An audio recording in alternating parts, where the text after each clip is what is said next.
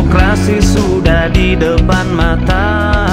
Ya, tentu bahwa kehadiran saya di Toraja Utara untuk tentu banyak mau memberikan spirit kepada generasi muda, supaya betul-betul kita punya generasi muda, anak-anak ini tentu punya aktivitas yang bisa membentuk karakter mereka. Nah, seperti nantinya kita akan adakan kompetisi-kompetisi sepak bola usia dini bagi anak-anak kita yang masih duduk di bangku SD, SMP. Sehingga apa? Sehingga mereka bisa punya pola karakter terbentuk dan pola pikir yang lebih bagus. Nah, untuk anak-anak kita yang sudah duduk di bangku SMA, SMK, tentu kita akan lebih banyak nanti mengarahkan mereka untuk lebih banyak dalam kegiatan-kegiatan yang sifatnya pelatihan untuk memperkaya mereka dan tentu untuk menambah ilmu mereka dari sisi keterampilan. Oleh karena itu, kita akan membangun balai pelatihan untuk melatih mereka dan tentu untuk memberikan kepercayaan diri kepada mereka bahwa setelah mereka tamat, mereka sudah memiliki keterampilan untuk bisa bersaing dengan tenaga-tenaga kerja yang dari kabupaten lain atau dari kota-kota lain. Nah, saya harap seluruh kaum muda tentu kita harus bersepakat bahwa bagaimana kita di daerah kita ini menciptakan lapangan kerja. Lapangan kerja sangat kita butuhkan untuk kita ciptakan untuk menampung tenaga-tenaga kerja kita yang belum mendapatkan pekerjaan. Lalu saya pikir untuk kita punya infrastruktur ini jalan. Ketika saya berkampanye keliling, yang paling dikeluhkan masyarakat ini adalah jalan, dan ini menjadi skala prioritas kita ke depan. Jika Tuhan menolong, bahwa hampir sekitar 60-70% anggaran kita arahkan untuk pembangunan jalan-jalan yang ada di Kabupaten Toraja Utara, supaya bisa menjawab apa yang menjadi keluhan masyarakat kita tentang kondisi jalan yang ada. Dari sisi pemberdayaan ekonomi, saya betul-betul sangat prihatin melihat ibu-ibu kita yang tiap hari dari jam 4 subuh sudah pergi berjualan sayur mayur yang mereka hasilkan ke pasar. Dan disayangkan ketika sampai di kota Rantepo dan kota Bolu, mereka tidak punya tempat untuk menjual hasil-hasil kebun mereka. Nah, inilah yang menjadi perhatian kita ke depan. Mudah-mudahan kita bisa menyiapkan tempat untuk mereka berjualan ketika mereka datang dari berbagai lembang-lembang yang ada di Toraja Utara. Karena apa? Mereka butuh satu kenyamanan dalam menjual hasil-hasil kebun mereka. Dan tentu bahwa kita juga akan melakukan terobosan-terobosan baru untuk pemenuhan kebutuhan kita di daerah kita ini. Misalnya pemenuhan tentang kebutuhan babi. Babi ini lebih banyak didatangkan dari luar. Nah, ini nanti kita bagaimana memberi dorongan kepada seluruh masyarakat Toraja Utara supaya kita bisa mereka memelihara babi dalam jumlah yang agak besar. Penataan birokrasi. Saya lihat ini dan saya dengar keluhan-keluhan masyarakat dalam pelayanan yang mereka rasakan ketika mereka pergi ke kantor-kantor untuk mengurus kebutuhan-kebutuhan mereka seperti KTP, KK, dan segalanya. Mereka ya cukup mereka merasa tidak nyaman karena ketika sampai di kantor-kantor mereka selalu mengatakan bahwa ada saja alasan yang mereka terima. Pertama, kadang-kadang mereka katanya hari ini belangko tidak ada. Besok datang katanya pimpinannya tidak ada di tempat. Lalu mereka datang lagi katanya pimpinannya di luar. Inilah yang harus kita atur. Inilah yang kita harus jawab. Dan itulah yang memotivasi saya untuk balik kampung, mau menata birokrasi ini dengan yang lebih baik dan mau melihat bahwa birokrasi kita ini perlu ada pembenahan secara internal dari dalam. Karena apa? Keluhan-keluhan masyarakat ini harus dijawab demi tentu pelayanan yang kita lakukan. Dari sisi kesehatan, saya pikir bahwa ini rumah sakit kita sangat-sangat butuh dibenahi. Kenapa? Ini rumah sakit kita ini pada posisi status tipe D. Kita akan tingkatkan dari status tipe D ke tipe C. Karena kita tahu bahwa sebuah rumah sakit ketika kita angkat dan kita tingkatkan statusnya dari tipe D ke tipe C, ada syarat tertentu dan mutlak harus dipenuhi. Dokter ahlinya, spesialisnya minimal 6. Yaitu ada dokter kandungan, dokter anak, dokter penyakit dalam, dokter mata, dokter THT, dokter kulit. Itu semua kita harus penuhi. Termasuk fasilitasnya, termasuk kapasitas tempat tidurnya. Ini kita harus penuhi supaya rumah sakit ini bisa melayani dengan prima. Karena kalau kita biarkan dalam kondisi seperti itu, tentu tidak bisa melakukan pelayanan prima. Dan termasuk tenaga-tenaga perawat, bidan dan dokter itu kita akan kerahkan di sana secara full supaya betul-betul rumah sakit kita ini bisa betul-betul dimanfaatkan secara maksimal. Nah, tentu juga ke daerah kita ini kan yang masih menjadi keprihatinan yang mendalam adalah kita belum punya itu tempat penyimpanan darah. Yang disebut dengan bahasa kesehatan itu bank darah. Ini saya pikir harus dan mutlak kita adakan. Karena itu untuk menjawab ketika ada saudara-saudara kita yang harus melahirkan tetapi melalui proses sesar, kan mereka butuh darah. Dan itu yang kita harus jawab. Termasuk kalau ada yang dioperasi dengan penyakit-penyakit tertentu, mereka kan juga butuh darah. Nah, ini yang harus kita jawab. Kita harus jawab ini karena sangat mendesak dan sangat-sangat prioritas untuk kita adakan untuk memenuhi kebutuhan masyarakat kita. Kalau dari sisi pendidikan, saya pikir bahwa guru-guru kita ini harus dilakukan pendiklatan secara berkala dan berjenjang. Karena tentu ilmu pengetahuan ini setiap saat berkembang terus. Nah, guru-guru kita juga butuh mereka untuk dilakukan tentu pendiklatan supaya mereka bisa menyesuaikan tentang ilmu-ilmu yang akan diajarkan di setiap jenjang pendidikan.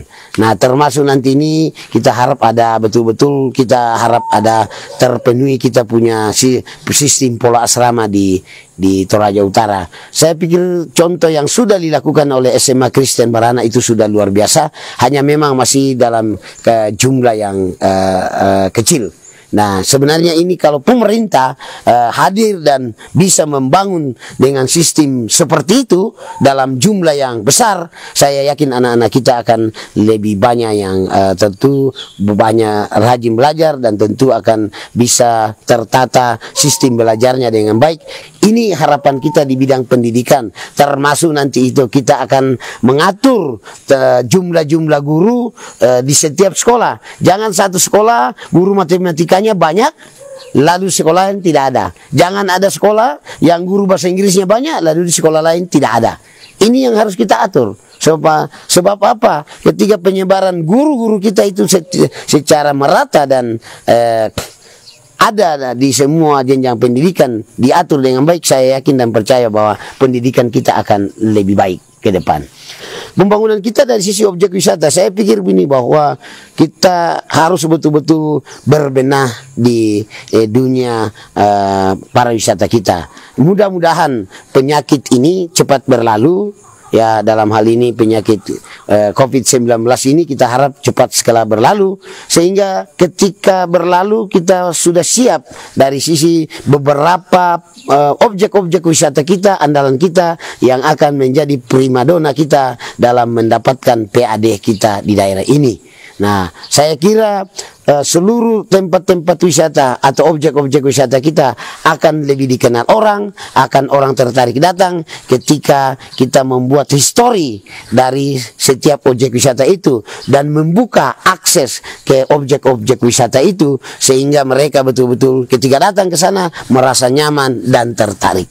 Nah, ini tentu juga kita akan kerjasama dengan seluruh pihak-pihak yang terkait di dalamnya, para guide, pemandu wisata, ya, tentu juga dengan perhotelan, ya, travel, ya, kita harus kerjasama dengan semua itu, dan termasuk itu mereka-mereka yang ada di hotel, kita harus juga memberi pelatihan kepada mereka supaya mereka ketika menyambut tamu itu mereka dengan bahasa-bahasa yang betul-betul menarik dan simpatik, supaya orang merasa nyaman. Termasuk juga kota kita ini kan butuh sentuhan untuk kebersihan kota ini. Kota Rantepao dan Kota Bolu menjadi ukuran untuk Toraja Utara. Ketika Rantepao bersih, ketika Kota Bolu bersih, itulah ukuran kabupaten kita bahwa kabupaten kita bersih.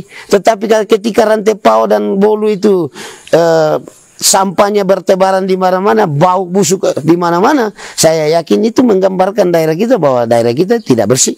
Nah, inilah hal-hal seperti ini yang kita harus benahi secara pelan-pelan dan bertahap. Termasuk kemacetan-kemacetan yang ada di Kota Bolu dan di Malango itu harus mendapat perhatian serius dari kita. Karena apa? Tentu saya yakin dan percaya kita semua alami bahwa ketika jam-jam 8, ya jam 7.30, jam 8, jam 9 itu kita cukup ribet di situ. Ya, kerepotan masyarakat di situ karena macet. Kenapa macet? Tidak ada penataan, tidak ada pengaturan di situ. Nah, ini kita harapkan pimpinan daerah punya hati. Mudah-mudahan Tuhan menolong kita sehingga itu kita nanti itu atur dengan baik sehingga tidak ada kemacetan-kemacetan di Bolu dan tidak ada kemacetan di Malango di jembatan itu. Ya, mudah-mudahan ini program-program yang sederhana ini bisa kita lakukan. Nah, inilah hal-hal yang kita akan lakukan, termasuk nanti kita betul-betul melihat ini tinjau kembali ini masalah pajak bumi dan bangunan. Kita akan tinjau kembali itu karena hampir semua masyarakat di setiap Lembang itu mengeluh tentang pajak bumi dan bangunan yang cukup yang tinggi sehingga memberatkan masyarakat. Ya, termasuk ini pajak retribusi sampah. Ya, pajak restoran, pajak warung makan, kita akan tinjau kembali supaya mereka betul-betul merasa nyaman untuk mencari hidup. Termasuk ini nanti Tuhan menolong kita, makanan-makanan, sayur-mayur, dan tentu tomat, lombok, dan semua kebutuhan-kebutuhan kita ketika masuk di Toraja Utara harus diperiksa secara matang, lengkap oleh Balai POM. Makanya kita harus hadirkan Balai Pengawasan Obat dan Makanan untuk memastikan bahwa semua makanan yang beredar di Toraja Utara ini tidak ada satupun yang mengandung unsur berbahaya. Dalam hal ini seperti formalin, ya. Ini tugas kita sebagai pemerintah memastikan itu, dan termasuk ini kebutuhannya, misalnya dedak itu, awang, ya. Dedak itu kan sekarang merasakan lagi. Ini dedak katanya sudah dicampur dengan serbuk gergaji. Ini yang kita harus deteksi supaya apa? Masyarakat kita tenang. Bapak Ibu dan saudara-saudara saya di seluruh Toraja Utara. Kami punya program andalan juga berdua, Om Bas Dedi, yaitu kita akan memberikan bantuan modal kepada usaha-usaha kecil yang ada di masing-masing Lembang dalam rangka meningkatkan produksi mereka, dalam rangka tentu meningkatkan kearifan lokal yang ada di setiap Lembang. Contohnya seperti kelompok Patanun di Sadan, kita harus memberi modal. Bantuan modal. Kelompok Panganan Ampa Ale di Dempina, kita harus memberi bantuan modal usaha. Kelompok Pandebasi, kelompok Thomas Sura, kelompok pedagang-pedagang kecil kita yang dari kampung-kampung yang datang menjual sayur-sayuran hasil kebun mereka, kita ini harus perlu mendorong mereka dengan memberikan bantuan modal kecil kepada mereka supaya mereka bersemangat untuk melakukan pekerjaan-pekerjaan yang mereka sudah tekuni dan mereka sudah lakukan, sehingga betul-betul ada semangat dan upaya dari mereka untuk lebih tekun dan tentu melakukan terobosan-terobosan untuk meningkatkan hasil pertanian mereka dan hasil kebun mereka, ya. Saya pikir inilah hal-hal yang saya sampaikan. Mudah-mudahan apa yang saya sampaikan ini masyarakat Toraja Utara bisa mendengar, masyarakat Toraja Utara bisa menimbang-nimbang kira-kira apa yang menjadi program andalan kami berdua dengan Pak Dedi betul-betul bisa menjawab apa yang menjadi keresahan masyarakat kita di Toraja Utara. Sekian, terima kasih, Tuhan memberkati.